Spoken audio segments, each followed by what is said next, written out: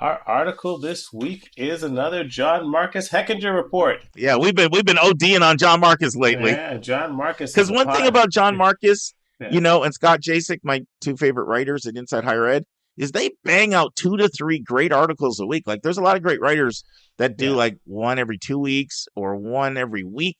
But these guys like crank out like 3 great articles a week. Sorry, Dave. yeah. Do your things. I gotten so excited I had to interject. No problem. Well, the subtitle is that lobbyists are pushing, colleges fight attempts to stop them from withholding transcripts over unpaid bills. And the subtitle is Lobbyists are pushing back on legislation to restrict a process that leaves millions in limbo.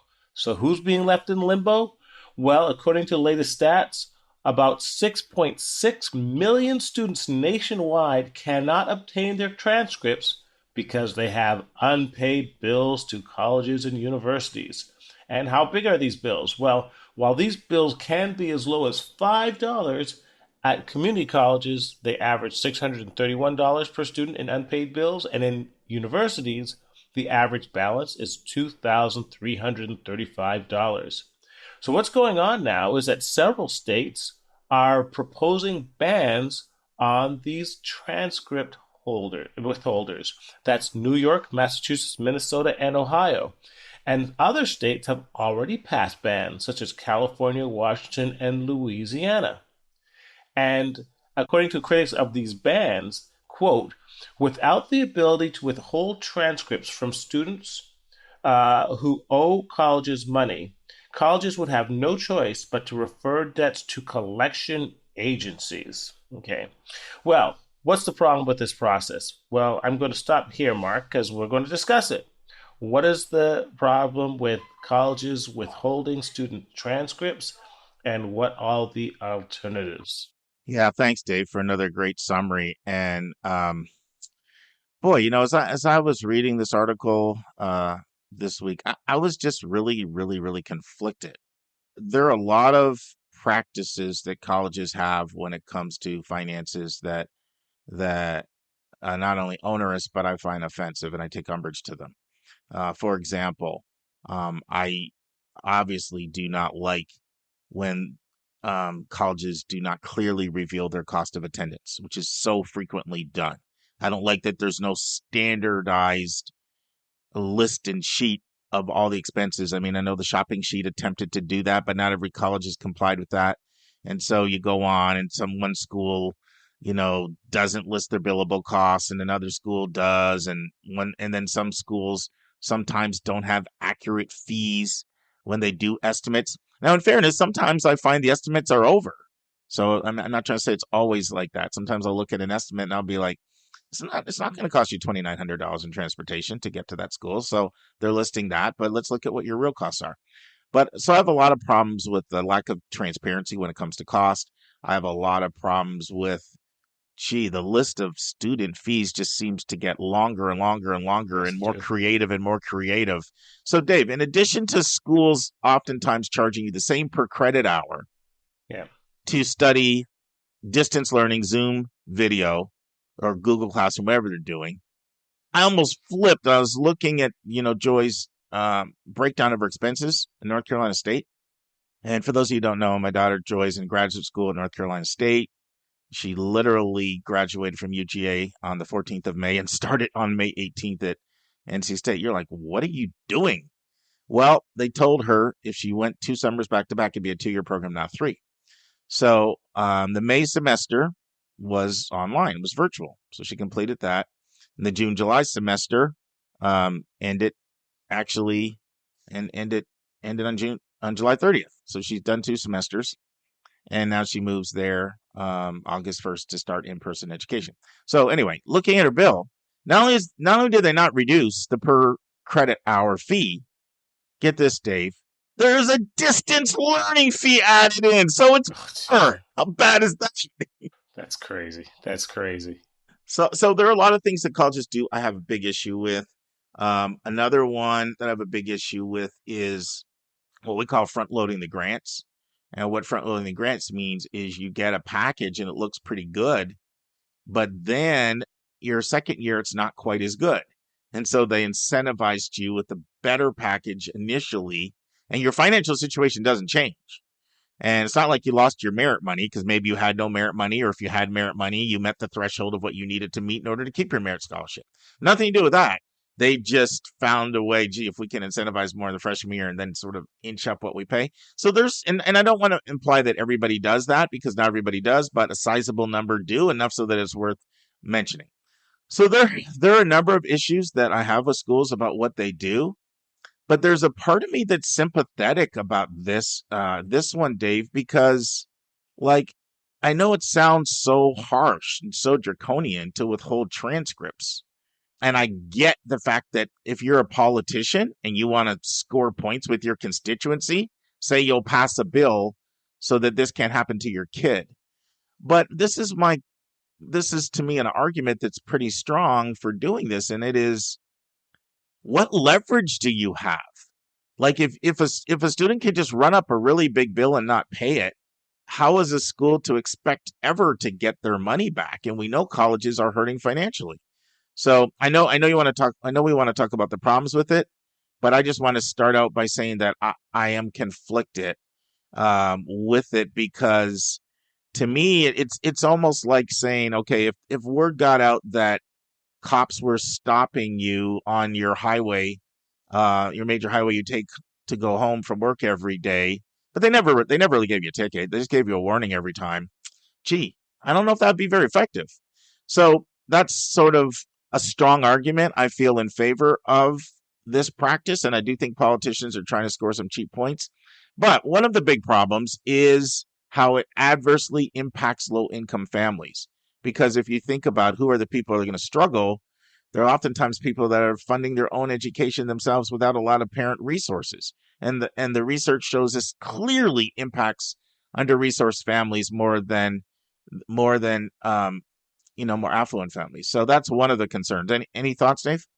No, I actually didn't have a problem with their process at all. You owe a bill, you have to pay it. Be honest with you, it's not controversial in my mind, and I don't think that most of the criticisms held up. So I agree with you. Yeah, I mean, I do think it's important that you take on a responsibility. You adhere to it. Like you knew what the costs were. You signed up for it. Now look, the argument that some people make in this article is, how in the world am I going to be able to pay you back if I can't get a job? And I mean, I'm sympathetic to that a little bit.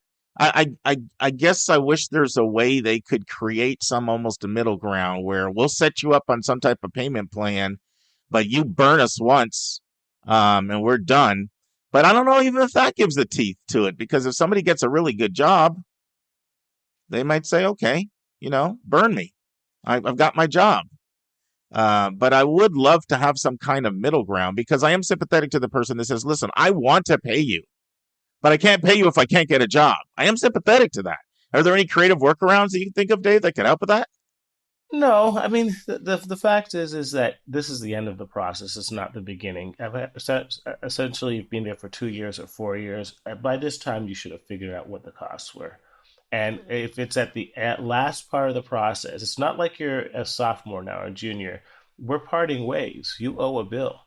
And there is no way to get that money back on a bill without going through things like collection agencies, in which you lose 35 to 50% off the top. So I don't have a problem with this process.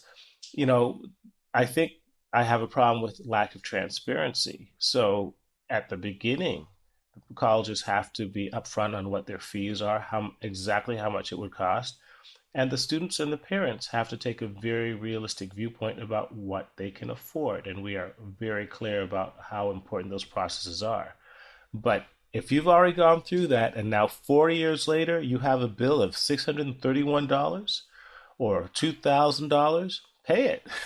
You want that piece of paper, pay it. And I mean, this is just not a controversial process from my point of view. Yeah, I mean, we agree for the most part. I mean, I just had a flashback to shout out to Mary Lou. So she was the lady involved in collections when I was doing college counseling and admissions at boarding school from '01 to '09. And because I was on actually a committee, I started a fund when I was at the school to help under-resourced kids with with significant expenses they'd have, such as getting back and forth from college, even something like a winter coat, or just different things that people might struggle with expense wise. And so we would have meetings with her to, because we didn't just exclusively look at the numbers. We did look at the numbers. We could see, oh, this family makes $23,000. This family makes 123. We're going to prioritize the one that makes 23. So we did look at, like, all the hardcore data of tax returns and all of that. But we also had a subjective component, and we would meet quarterly with Mary Lou, who's involved in collections, and she would share the most heart-wrenching stories that she would hear and learn about, people being homeless and different things like that.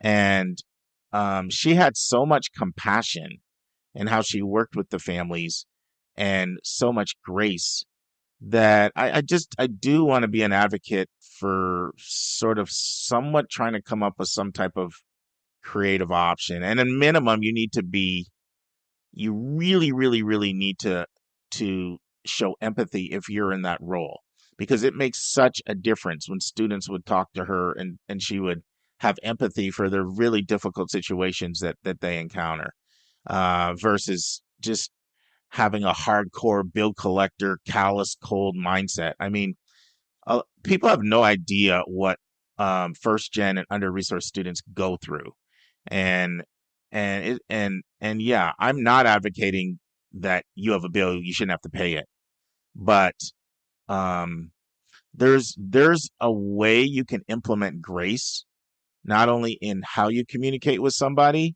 but even in systems that you implement, payment plans, things like that.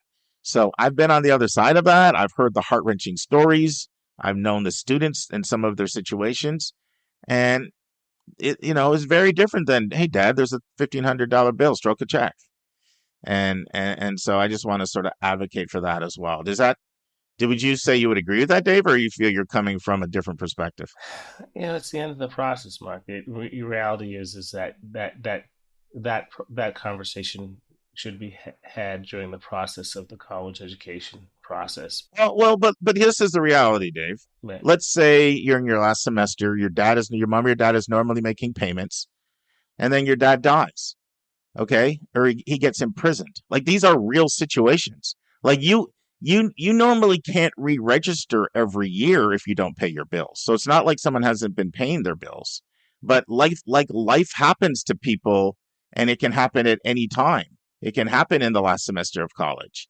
So it's not like this is some irresponsible person that's been scamming the system. Like, really tragic situations happen.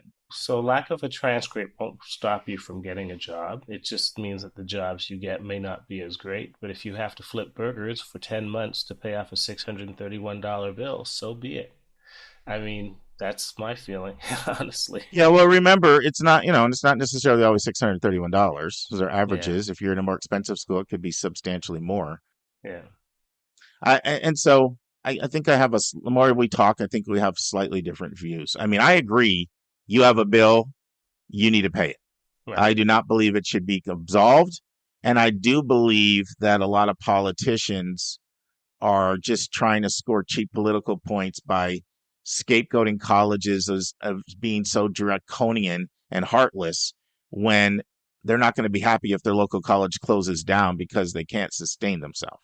right. So I do think a lot of politicians are going for some cheap points, but because I have seen the real heart-wrenching stories that happen, and that can happen, and in the last semester, one thing that was great with Mary Lou is she really, through working with families, got a sense of who is really, really trying hard to make this work versus who may be trying to get over on me. And there's some subjectivity in there, but to me, those are two completely different people. The person that's trying really, really hard to make this work, but hey, let's use a situation, like, these things happen. My dad paid the bills and he's dead. Okay.